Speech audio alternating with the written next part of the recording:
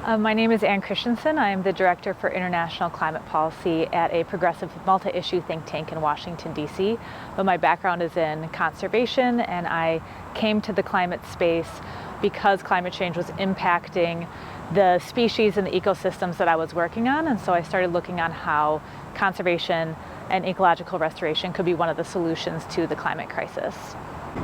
So I became interested in blue carbon when I was working on conservation in the Southern Ocean.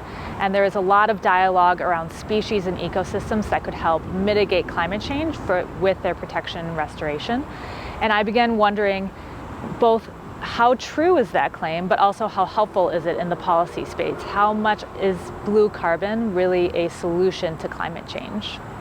What we discovered through our research is how we use, protect, and manage ocean ecosystems has to be central to the climate solution.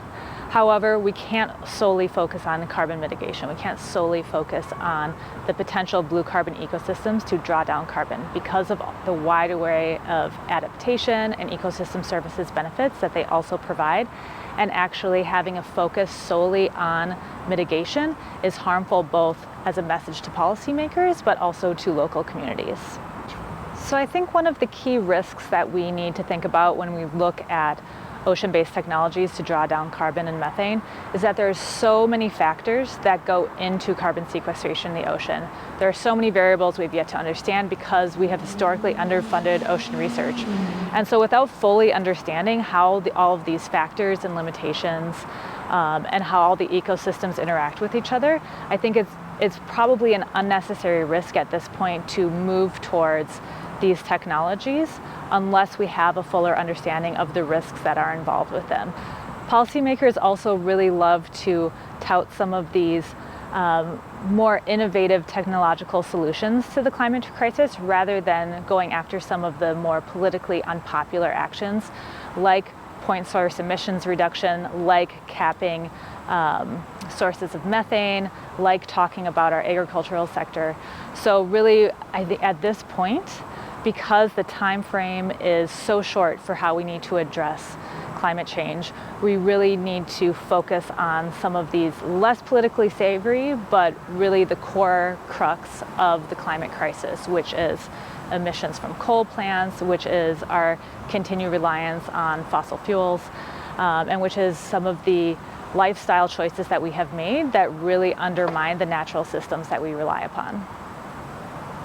So what we're seeing right now with climate impacts is that those who have contributed least to the climate crisis are the ones who are experiencing the impacts of it more quickly. They're experiencing more extreme weather events, and they have fewer resources to actually adapt to and respond to these climate impacts. And so when we talk about solutions to the climate crisis, really the solution is ensuring that people who are experiencing these climate impacts the most have leadership positions. We need to not only have them join the conversations, but they need to be leading the conversation. And we see their leadership repeatedly in youth movements. We see women who are disproportionately impacted by climate change being the voices to increase ambitions. We see indigenous communities around the world really calling for global leaders to step up in their climate ambition. And up to this point, the climate conversation has really been dominated by Western white male voices.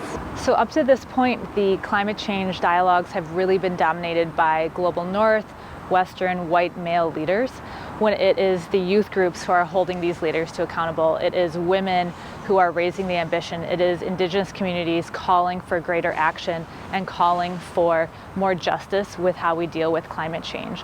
And so when we look forward to the future, we really need to recognize that the climate leadership right now is outside of the typical offices and the typical leadership roles that we see around the world, and we really need to raise up, make space for, and move back so the voices of those who have been marginalized in these conversations can be brought out front and can lead, and we can recognize their leadership into the future.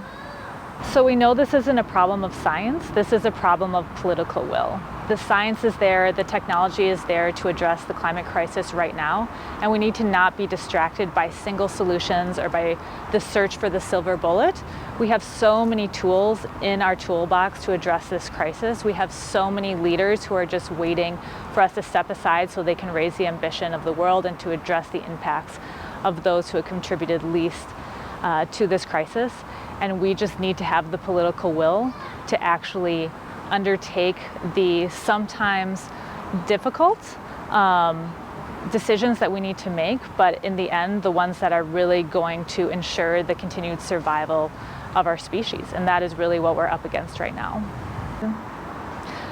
We really need policymakers to understand that it's not just climate change, but the degradation of nature that is really driving this crisis. And both of these crises, biodiversity loss and climate change, work in tandem and undermine our ability to live full lives, undermine our ability to maintain our social institutions, and undermine our ability to have lives worth living.